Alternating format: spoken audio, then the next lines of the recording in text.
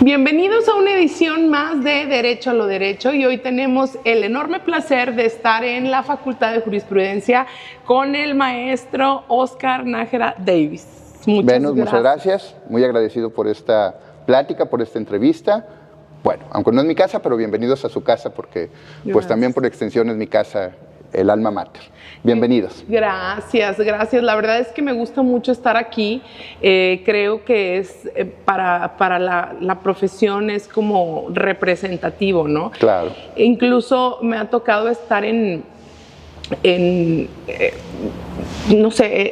un foros en otras partes de la República y hablan de la Facultad de Jurisprudencia como de las últimas que tienen, o sea, que guardan como ese nombre, ¿no? De jurisprudencia, ¿no? Claro, sí. Ya hay otras facultades que llevan otros nombres, pero creo que jurisprudencia ciertamente ha marcado como una historia muy importante en temas de pues lo que es el derecho, ¿no? Y cómo se apasiona también los egresados de jurisprudencia por compartir y como por abrir fronteras, ¿no? Claro, así es. ¿Qué es jurisprudencia para el maestro Óscar?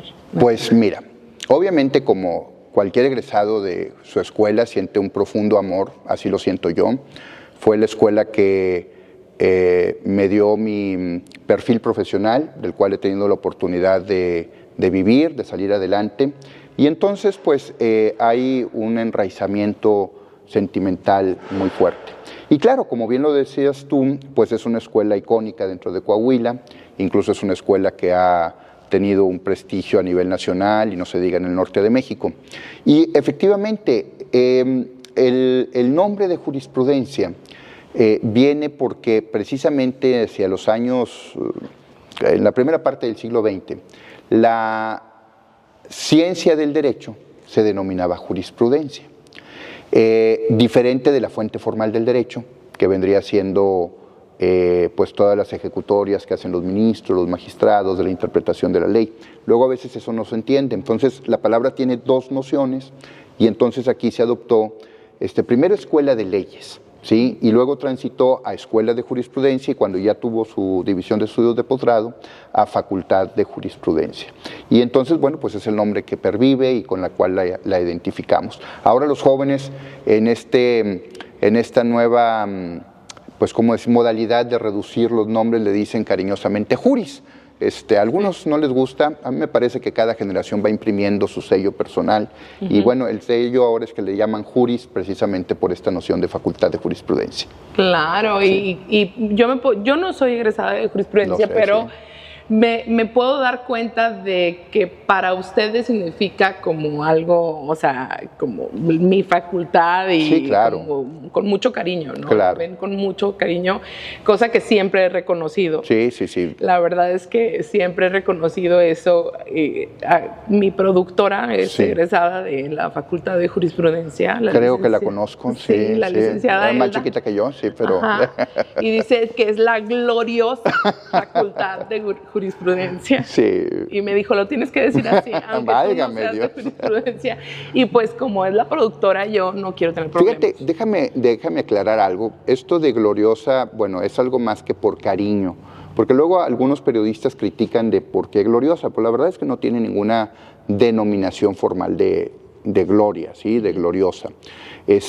Como no lo tiene el Ateneo Fuente. No lo dije yo, productora. Sí, como no lo tiene el Ateneo Fuente y también se le suele llamar el glorioso Ateneo Fuente o incluso creo que la Narro también tiene este calificativo. Lo cierto es que por extensión y por este orgullo de pertenencia y porque la verdad pues ha habido egresados muy relevantes, muy notables, bueno, y ha hecho aportaciones importantes a la facultad. Y no se puede negar que es una de las escuelas pilares de la Universidad Autónoma de Coahuila, que es la máxima casa de estudios del Estado. Y entonces, bueno, pues a eso se debe este calificativo de gloriosa, que es muy común escuchar. Que yo sepa, no tiene ninguna denominación formal así. Pero pues en el, ¿cómo decirlo? En el discurrir del vulgo, ¿verdad? Pues se va ido creando este concepto de la gloriosa Facultad de Jurisprudencia. ¿Sí? Está dicho ya. Y como la costumbre es ley, bueno, pues entonces nos acatamos a la costumbre. Pues muchas gracias por recibir a este programa Derecho lo Derecho en la facultad. Estamos muy contentos de estar aquí, de caminar por estos pasillos y queremos platicar queremos conocer al maestro Oscar Nájera Davis. ¿Cómo inició en esta carrera? ¿Cómo supo que quería ser abogado? Derecho a lo derecho, ¿verdad? Derecho a lo derecho. Bueno, no me da pena decirlo, aunque por muchos años sí me dio pena y no lo contaba. Pero ahora, en esta etapa de mi vida, digo, bueno, pues a lo mejor contar la verdad puede servir de algo. Yo nunca quise estudiar para abogado. ¿Sí? De plano. Y no me arrepiento. Y aquí es cuando uno dice, mira, hay un Dios que todo lo puede. Yo desde muy niño, no sé ni por qué, dije que quería estudiar economía, licenciatura en economía. No tengo ni idea de dónde tomé esa idea. ¿Sí? Tengo así un recuerdo muy vago de algunas pláticas de algunos tíos y luego consultando en alguna enciclopedia, combi visual, vi el tema de economía y economía industrial y me llamaba mucho la atención. Yo nací en Reynosa, crecí en Piedras Negras, Coahuila, y cuando inicié mis estudios de preparatoria, me vine a estudiar al Ateneo Fuente. Entonces era de lo que llamaban foráneos, aunque no muy exacto, porque mis padres se trasladaron inmediatamente. Entonces, pues yo me vine con la idea de estudiar economía, pero no era mi intención estudiar economía aquí en la Universidad Autónoma de Coahuila. Yo como que estaba muy impresionado del Ateneo Fuente, de su edificio, que lo conocía desde niño, porque como la familia de mi padre era del estado de Guerrero, viajábamos cada verano, nos hospedábamos aquí en el Huizache, en el Hotel Huizache, caminábamos al Ateneo, y entonces uno de los recuerdos que yo tengo de muy niño era ubicarme debajo de los arcos del Ateneo hasta que me mareaba y me caía. Entonces a mí se me hacía así como que, wow, qué edificio tan grande. De hecho, el por qué estudiar aquí, pues cada vez que llegábamos, los que son de mi edad y un poquito más grandes recordarán que no estaba la vialidad como ahorita. La salida a la carretera Monclova era lo que es la avenida Universidad, entonces llegábamos como eso de las 5 de la tarde, a esa hora en que el sol le pega muy bonito al Ateneo, y yo siempre le decía, papi, ¿qué es este palacio? Y él me decía, es la universidad. ¿Y yo voy a ir a la universidad? Pues por los primos, cuando seas grande. Entonces mi idea era, cuando yo sea grande, voy a ir a ese palacio. ¿Sí? Se llegó la edad de estudiar el bachillerato, me enteré que era bachillerato, me vine a estudiar aquí, pero tanto la idea de mis padres como la mía propia era irme a la Ciudad de México, en fin. Desestimé una beca para irme a Monterrey y cuando termino el bachillerato, cuando estoy por terminarlo y quiero irme a estudiar a una escuela privada, estamos hablando de 1986, la crisis económica todo lo que daba, 150% de inflación, me dicen, oye, pues no, decídete, pero decídete en Saltillo. Y entonces, pues ya que estamos en el plano de las confesiones, el trabajo... Desde el principio. Sí, los exámenes de orientación vocacional me dieron 3 opciones que no escogí. La primera, si mal no recuerdo, fue comunicación, ciencias de la comunicación. La segunda fue psicología y la tercera fue licenciado en administración de empresas. Ni economía ni derecho.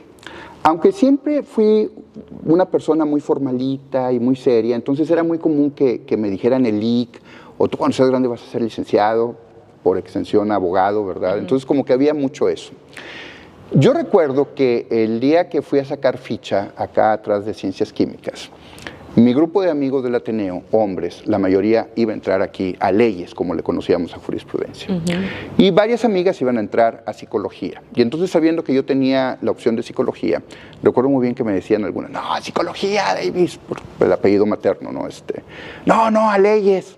Y entonces yo estoy así entre las dos. Y la señora, a quien bendigo mucho, que me entrega la ficha, me dice, ¿a dónde vas a entrar, muchacho? Entonces yo dije, a economía. Dijo, no, tú tienes cara de abogado. Y me dio ficha para leyes. Y aquí estoy. Entonces, por eso, sí, la bendigo mucho, la busqué a los años para darle las gracias. Nunca la encontré, yo creo que fue un ángel. Y bueno, no me arrepiento porque obviamente me enamoré de la profesión. Es una profesión apasionante, muy humana.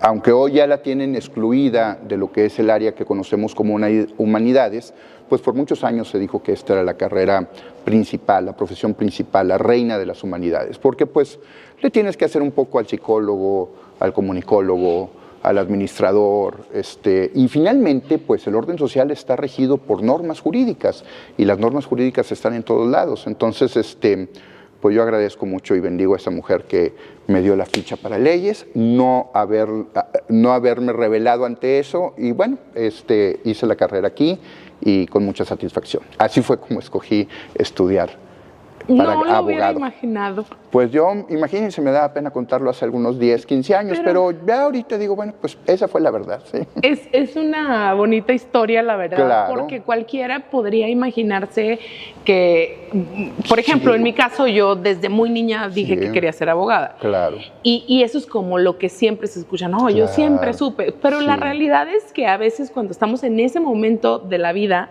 no sabemos muy bien cómo por dónde ir, ¿no? Y creo que más de una de las personas que nos pueda estar viendo puede identificarse con... Yo tampoco lo sabía y entré a esta carrera y a lo mejor está siendo un poco difícil, pero lo estoy intentando, ¿sí me explico? Yo creo que si nos ven estudiantes del día de hoy, que creo que va a pasar, que estén actualmente cursando la carrera, van a decir, bueno, si el maestro no tenía tan claro, que quería ser abogado y lo fue y ha sido tan exitoso y ha logrado todo lo que ha logrado, o sea, ¿por qué yo no? Y verse como un espejo. Por eso ahora lo platico, ahora que estoy más involucrado en la academia, pues lo platico, porque finalmente nada nos determina, ¿no? Para mí, el primer año de leyes fue muy difícil. Yo, de ser un muchachito de calificaciones muy sobresalientes, la verdad es que el modelo de exámenes orales y era un plan anual, o sea, tenías que estudiar todo el curso, sí se me hizo muy complicado.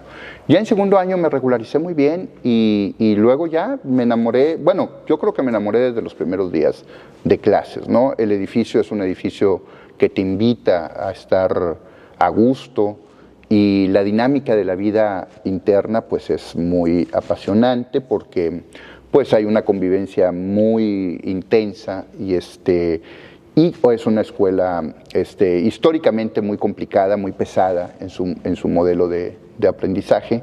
Y entonces, bueno, pues me sentí cómodo, me adapté y pues estoy muy orgulloso de haber estado aquí. ¿Qué generación?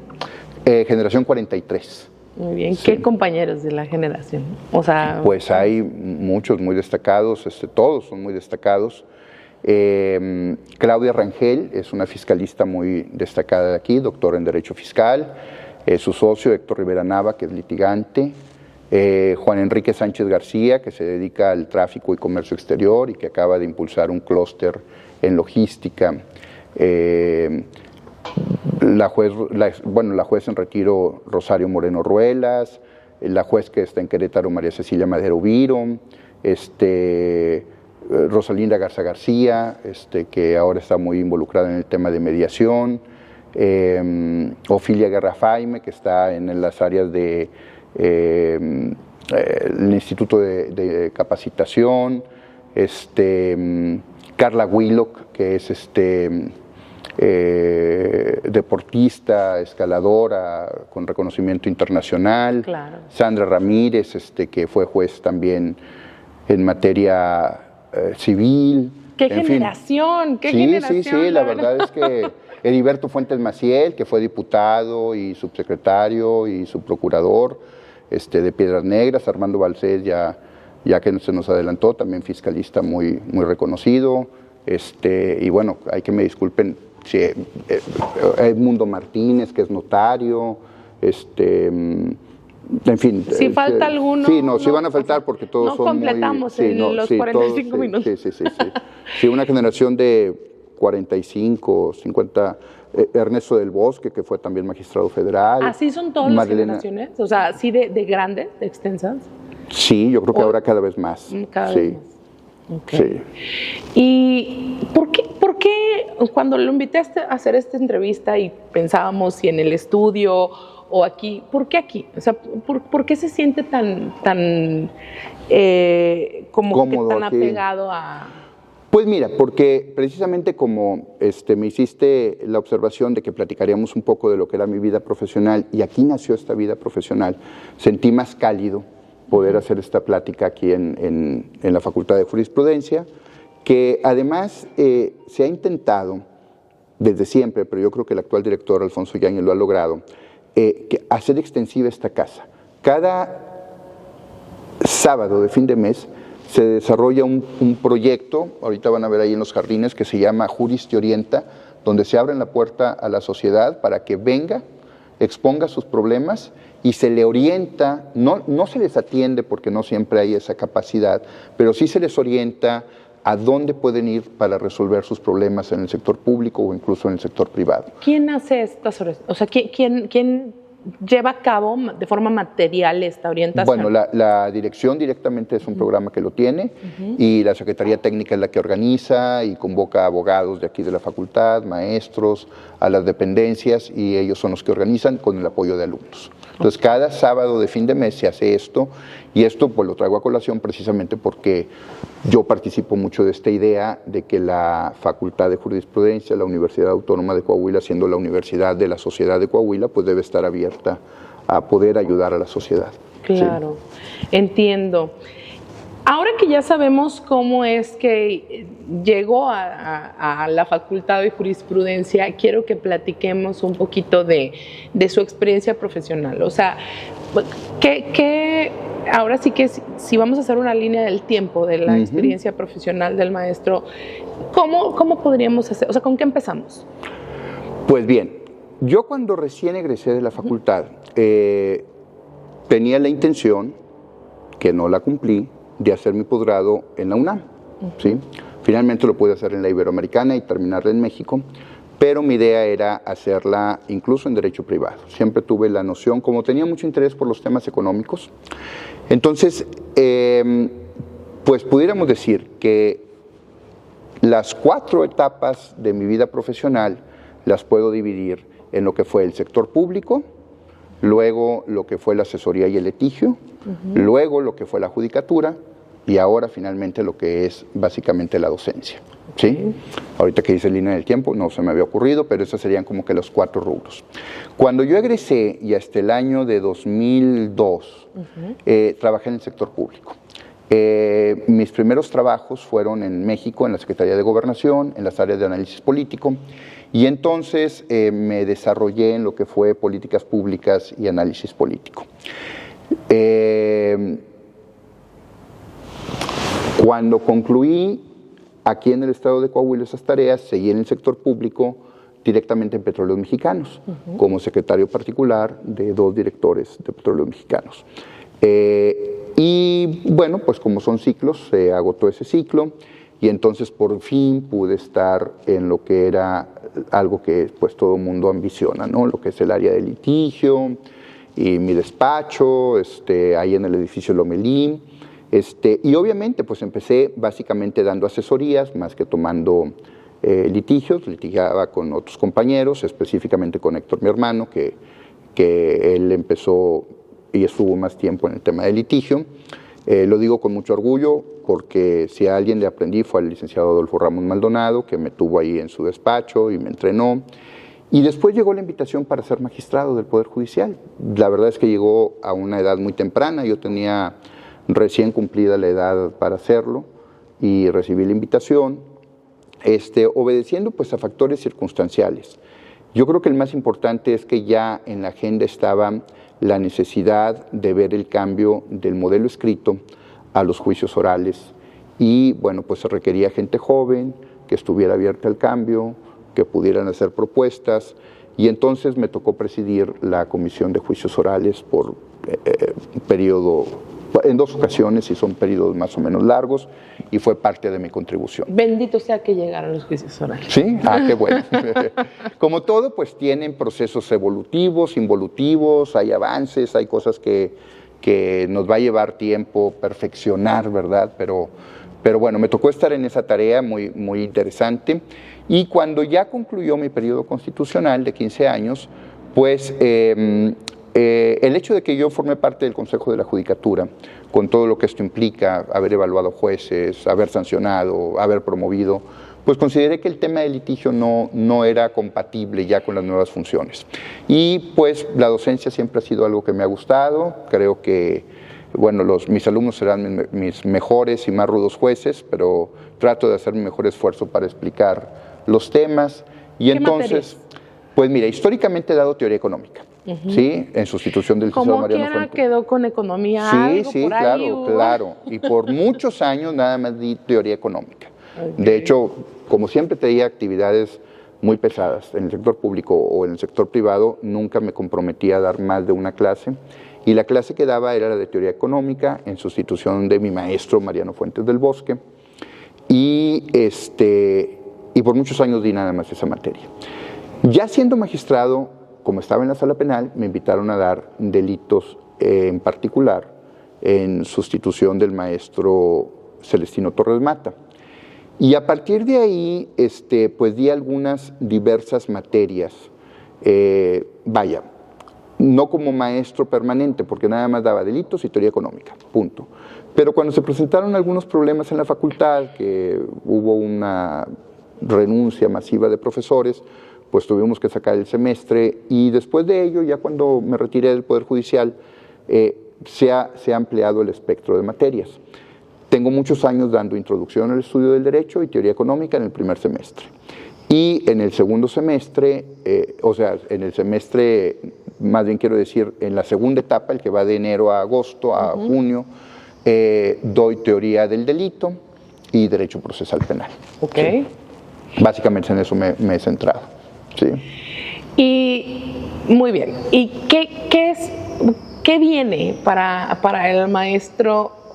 Ahorita sabemos que está en una etapa de docencia, que son estas materias, pero ¿qué hay? O sea, ¿qué hay después de ahora sí, de estar sacando, por ejemplo, este semestre en particular? ¿Hay algún proyecto, alguna ideal o a lo mejor tomar alguna otra materia? Fíjate que sí.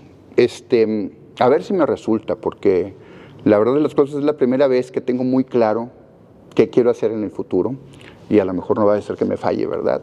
Pero mira, yo creo, y es una idea que tengo desde hace muchísimos años, como ya les compartí, pues tuve el grandísimo honor de colaborar y hasta de dirigir el proceso de transición de juicios orales. Y desde aquellos años yo planteaba que era necesario hacer una reestructuración de la enseñanza del derecho. Y hoy estoy más convencido que nunca de eso. Es decir, yo creo que una gran crítica, tú que eres de UANE, que es una escuela a la que quiero mucho, porque además yo empecé a dar clases en UANE antes que en la Facultad de Jurisprudencia, pasa exactamente lo mismo. Y es un problema histórico de la enseñanza del derecho. Estamos muy cargados de teoría y muy poca... vida real. Práctica. Muy poca vida real. Exactamente, sí. Es cierto que es una carrera que necesita tener profundo conocimiento teórico, pero yo creo que hemos desaprovechado precisamente todo esto de las redes, del avance tecnológico, para constituir de manera más sólida el conocimiento. Ahorita con 2, 3 piquetazos al celular puedes tener la respuesta a cualquier tema de lo que nosotros mismos estudiando horas y horas no ibas a tener información. ¿Sí? O sea, necesitas haber estudiado días para poder tener acceso a esa información. Y no es necesariamente malo, ¿no? O sea, hay que como aprovechar esta ola y decir, bueno, vamos a subirnos de la manera más como adecuada, ¿no? Por supuesto. Coincido contigo, es decir, hay que aprovechar esto porque si no, estamos perdiendo la oportunidad de aprovechar toda esta fuerza tecnológica para acelerar el conocimiento. Entonces, ¿qué sucede? Es algo que yo planteo y creo que pasa en muchas escuelas del país porque pues lo platico constantemente. Sucede mucho que hoy, a diferencia, ¿tú en qué año egresaste, Venus? En el 2010. Bueno, ya te tocaba todavía que un recién egresado con el título podía perfectamente litigar. ¿Por qué? Porque te sacabas tu cédula, atendías a tu cliente, presentabas la demanda, si te equivocabas te la mandaban a expedientillo, la corregías una y varias veces hasta que ya te quedara bien y pues ahí ibas sobre la marcha. El modelo de juicio oral no permite eso. El modelo de juicio oral no puede darte el lujo en beneficio del cliente de que te equivoques. Y desgraciadamente no impulsamos este nuevo modelo de meterle práctica a los jóvenes. Constantemente podemos ver experiencias de que ya van en grados muy superiores y todavía no conocen dónde está el Centro de Justicia Penal, no ubican la estructura de lo que es el Poder Judicial, la misma estructura de gobierno. Entonces yo quiero trabajar mucho en el tema académico, tratando de generar un cambio donde reduzcamos las horas que le invertimos a la teoría, no tanto el estudio de la teoría, porque ahorita lo puede hacer cualquier alumno desde cualquier base de datos que existe, ¿no? Pero sí incluir muchísima más práctica para que los jóvenes tengan más este tipo de conocimiento empírico y a partir de ahí, vaya, me voy a ir a la conclusión. Creo que en la medida de lo posible deberíamos primero enseñarles cómo son los juicios y la vida real y luego decir cómo se debe aterrizar en la teoría. No el modelo que siempre hemos tenido, la teoría y luego cuando ya salgas, entérate cómo está la vida real. Sí. Porque luego también existe esta decepción de que, no era lo que yo pensaba. Y entonces es una pena que muchas personas le tengan que invertir 5 años y luego terminen y digan, no es esto. Mejor me voy a dedicar a otra cosa. ¿Sí? Que no está mal, pero sí se podría aprovechar muchísimo mejor el tiempo y a lo mejor ese lugar que ocupó alguien que se decepcionó, pues lo pudo haber ocupado otra persona que tenía más esa vocación. Entonces, por ejemplo, de las ideas que hemos desarrollado aquí, es que primero empezamos con los alumnos de primer semestre, pero ahora lo hacemos con los alumnos de bachillerato de la UAC y ojalá después lo podamos hacer con la mayoría de los bachilleratos de Saltillo y algunos de Coahuila o todos de Coahuila, es que desde bachillerato los invitamos a que vayan al Centro de Justicia Penal, que es lo que yo manejo. Tú cuando estuviste ahí me tocaste como anfitriona y atender a los muchachos, para que antes de que elijan la escuela tengan una idea de qué se trata, ¿sí? A ver si es cierto eso lo que les está llamando la atención a estudiar. Claro. Y fíjate que pues mis grupos, gracias a Dios, salen muy bien evaluados y no porque les regale la calificación, sino porque imagínense nada más el cambio de perspectiva de un joven que ya vio un juicio completo en materia penal, la etapa inicial, la intermedia y la etapa de juicio, a uno que no lo ha visto. O sea, la capacidad que hay de comprensión cuando estás dando la clase de introducción al estudio del derecho, simplemente. Claro. ¿Sí? Es tremenda. Y entonces lo vemos, yo que doy clases en primer semestre, la gran diferencia entre los jóvenes que sí pudieron asistir a ese curso y los que no pudieron asistir, ¿sí? Entonces, creo que sí. Se ha hecho como una especie de experimento social en cómo van los jóvenes que tuvieron esta oportunidad y este acercamiento y cómo los que no. Y los que no que no lo tuvieron por X razón y entonces pues no entienden de qué se trata. No. Porque el bachiller, si le preguntas cómo se divide el poder del Estado, te va a decir Poder Ejecutivo, Legislativo, Judicial, pero ahora que le preguntas, bueno, ¿y qué hace cada uno? A lo mejor todavía dicen, bueno, pues el Ejecutivo es el presidente y el Legislativo es los diputados, ¿no? Y el Judicial, los jueces, antes de los jueces. Bueno, ¿pero qué hacen? No, hasta ahí se queda.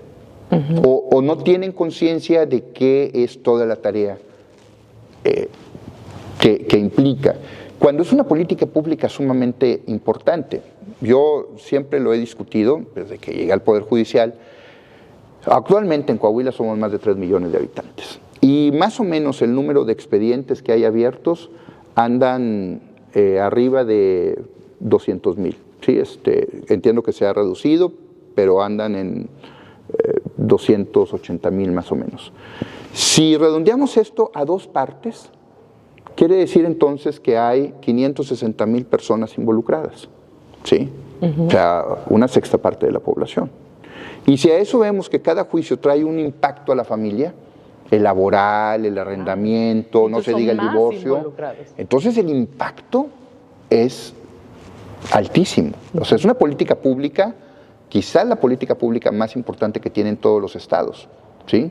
Eso sin contar las áreas de mediación, porque si tú ves, por ejemplo, no sé, el área que entrega becas, pues sí, hace una labor muy específica sobre un mercado muy específico, pero precisamente si no toda la población está inmiscuida en un problema legal que lleva a juicio, si es una población muy alta la que sí está inmiscuida, y los efectos sociales pues son bastante fuertes, son muy expansivos. Entonces, por eso es que pues sigue siendo una carrera de altísima demanda, y pues requerimos que los egresados sean gente muy profesional, muy preparada para estos tiempos. Porque así como hoy el alumno le cuestiona al maestro desde Wikipedia, ¿sí?, en clase, pues el cliente también le cuestiona al abogado, ¿verdad? Oye, ¿por qué me está diciendo esto? ¿Sí? Porque la información ha dejado de ser, afortunadamente, un tema cerrado, y es un tema que está al alcance de todos, y pues eso nos hace emitir juicios de valor sobre las profesiones, la actividad de cada persona, etcétera, etcétera. En esta, voy a conectar un punto del que ya habíamos hablado con esto. En este proyecto que es Juris Te Orienta, en donde se recibe a la población para orientarlos en sus problemas legales de cualquier naturaleza o en sus necesidades, ¿participan los alumnos? Sí, claro. Ok. Sí. Muy bien. Eso me parece muy importante. Sí, claro. Porque al menos, digo, al margen de lo que se pueda llegar a dar con esta idea de un poquito revolucionar el esquema de estudios y meter más práctica, creo que ya esto es importante. Sí, y claro. lo digo por lo siguiente. Yo me desempeñé hace algún tiempo atrás, ya apenas un año tengo fuera del Poder Judicial, pero estuve varios años como defensora pública. Sí. Y como defensora pública uno atiende muchísimas personas, ¿no? Claro. Y siempre a mí me gustaba mucho explicar a las personas. Me gusta mucho explicar, y les hacía siempre dibujitos. Y si me están viendo usuarios míos o hoy clientes, a lo mejor saben que siempre hago esquemas y dibujitos y todo esto, ¿no? Porque me gusta mucho que la gente entienda el proceso por el cual va a pasar, ¿sí?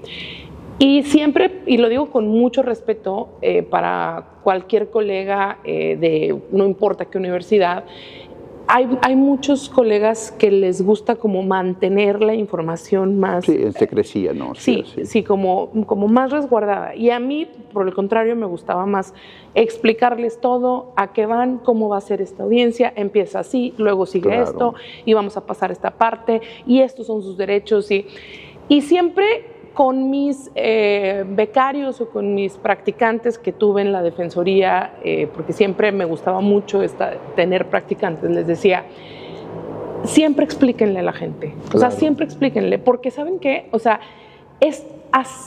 tener gente que te pregunta, eso es lo que te hace un reto. ¿Sí? Por supuesto. Y te acostumbras al reto, y al menos yo me dedico a la materia penal prácticamente exclusivamente, y la materia penal es un reto todo el tiempo, y la audiencia no te da tiempo para pensar, no te da tiempo para irte a tu casa a pensar, tienes que contestar ahí en el momento. Claro. ¿Qué te dice el juez? Defensa, hágase cargo. Claro. Y es ahí. Sí. Y entonces, si no empiezas a exponerte a este reto de explicarle a la gente, que es donde puedes, si me explico, pues realmente te vas a perder de esa oportunidad de practicar aquí, al explicarle a la gente sus derechos y explicarle... Claro. Te vas a perder esa oportunidad de practicar para cuando entres a la audiencia y a la vida real, donde ya no es práctica, o sea, ya es la libertad de la persona lo que tienes en tus manos. Exactamente. O ya es a lo mejor la reparación del daño de una víctima, o si eres Ministerio Público, pues ya es prácticamente el aparato de justicia lo que tienes en tus manos. Claro. O si eres juez, pues decidir sobre los derechos de las personas, ¿no? Y entonces...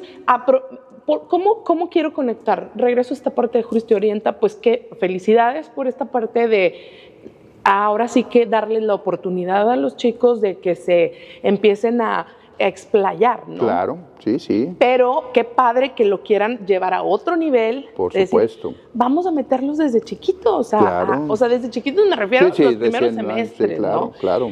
Yo, por ejemplo, a mis practicantes o mis becarios, o no sé cómo les queramos llamar, con mucho cariño, siempre los he querido mucho, mis niños les digo también, siempre les decía que no tuvieran miedo de explicar, ¿no? Que no tuvieran miedo de explicarle los derechos a la gente. Claro. La gente tiene que entender sus derechos, porque si no, un pueblo que no entiende su derecho está obligado a repetir los cosas errores. Errores que nos cuestan muchísimo, ¿no? Claro. Y entonces, yo creo que tener esa oportunidad de que las instituciones abran las puertas a los estudiantes de derecho y que estos estudiantes, a lo mejor que todavía estén en bachillerato, los primeros semestres de derecho, van a conocer la esencia de lo que realmente pasa allá afuera.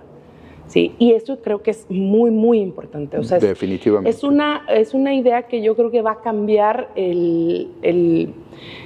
pues sí, la forma en la que se lleva a cabo la profesión, porque es muy normal esto que comentaba, maestro, ahorita de la decepción. Sí. La decepción, porque lamentablemente el derecho es muy bonito en lo escrito, pero a veces, híjole, no. No, pues el choque con la realidad a veces es frustrante, ¿verdad? Sí. Y siempre les he dicho que eso es el derecho, ¿no? No sé si esté de acuerdo conmigo. Es constante colisión. Sí, sí, constante colisión. Claro. Sí. Y yo les digo, a ver, que esto que tú no esperabas no te haga decir, híjole, ya no quiero. No, al contrario, para eso estamos, para resolver eso. Claro. Y entonces, qué bonito, lo felicito por estar proyectando esto para la facultad. Ojalá que se replique en otras universidades. Pues, ojalá que lo podamos hacer institucionalmente. La idea de Juris Te Orienta del director Poncho Yáñez Arreola pues ha sido muy exitosa. La idea de traer a jóvenes del bachillerato va más allá de una simple visita como tradicionalmente se hacía. Aquí están los juzgados, ya, él es el juez, ¿sí? Aquí está el Poder Legislativo. Les damos un curso para que entiendan qué es lo que van a ir a ver, ¿sí? Es decir, hay un curso teórico que se da aquí en el auditorio para que estos muchachos de bachillerato entiendan lo que es. ¿Cuándo es el siguiente curso? Cada semestre lo hacemos. Ahorita estamos pensando en adelantarlo al siguiente semestre con la idea precisamente de que los muchachos tengan más tiempo para reflexionar la toma de decisión de a qué carrera quieren ir. Lo que pasa es que, bueno, también la capacidad del Centro de Justicia Penal pues se ha ido reduciendo en la medida que cada vez más sociedad va a ver los juicios, ¿sí? Entonces, cuando empezamos este proyecto podíamos llevar a muchísimos muchachos porque estaban las salas prácticamente vacías. Ahora tenemos que hacer un ejercicio con la administración, dividir los días, en fin, se ha ido haciendo más complejo, pero qué bueno, porque eso quiere decir que la sociedad está más interesada en ver lo que está ocurriendo y que la justicia está siendo transparente. Y sí, pues definitivamente retomo la idea que dabas, que venimos de una tradición donde información era poder y entonces no divulgarla te daba disque fuerza. Y a lo mejor así funcionó durante mucho tiempo.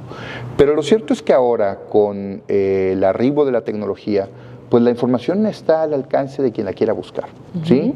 Y entonces, pues, no es que los gobiernos ni las instituciones quieran o no quieran ser más transparentes, es que tienen que ser más transparentes porque el empuje de la vida hacia allá va, ¿sí? Entonces, en esa transparencia el conocimiento pues forma parte de algo que está muy al alcance cada vez de mayor gente, y eso nos obliga pues a ser mejores, ¿no? A dar mejores clases, a aplicar mejores exámenes, a que haya más conocimiento, que esto termina redundando en un beneficio para los usuarios, para la sociedad. Sí. Y a lo mejor a evolucionar Por supuesto.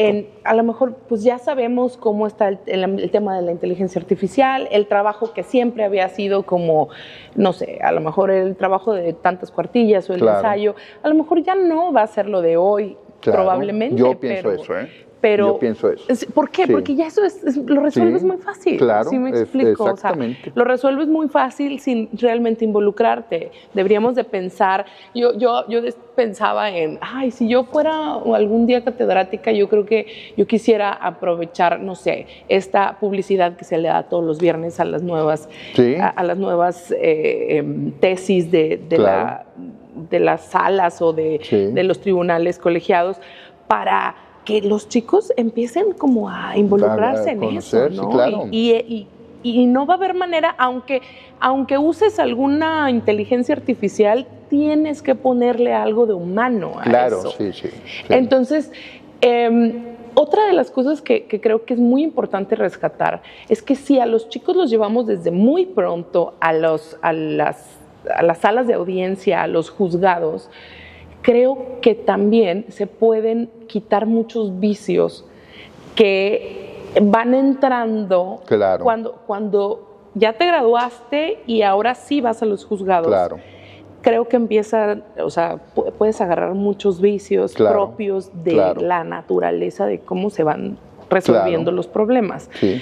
Pero sí, desde muy jóvenes, cuando todavía estás muy arropado por la docencia y por la academia, empiezas a exponer, a ver, es que yo, maestro, vi esto, o sea, fui a una sala de audiencia y escuché que no respetaron el derecho a la no autoincriminación, maestro. ¿Qué pasa ahí? ¿Qué pasa ahí? Sí, exactamente. O sea, la vida real, ¿sí me explico? Claro. O sea, entonces yo creo que los empiezas a improntar, ahora sí que con esas realidades y empiezan a tomar sus propias decisiones de, a ver, ¿qué debería estar pasando o sea, qué debió haber hecho el abogado en ese momento o qué era lo que esperaba del juez, ¿no? Claro. Porque, por ejemplo, al menos en la materia penal, pues sabemos que no es solamente de leyes, sino también de principios. Por estos principios creo que son algo que tenemos.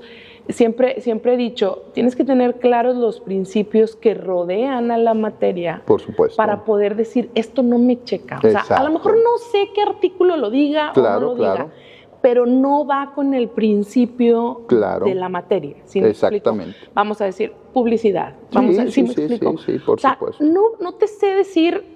Digo que uno como abogado obviamente lo tiene que saber. Sí, pero normativamente dónde está el error, pero eso no nos lleva a la justicia, eso nos lleva a resolver un problema. Si conoces los principios y los tienes bien como arraigados, pues ahora sí vas a decir, a ver, esto está mal, por algún lado está mal. Claro. Y otra cosa que creo que también es muy de los abogados y muy del derecho es que el derecho es un tema de o litigar o resolver algún problema para algún justiciable es un tema de tener como ingenio.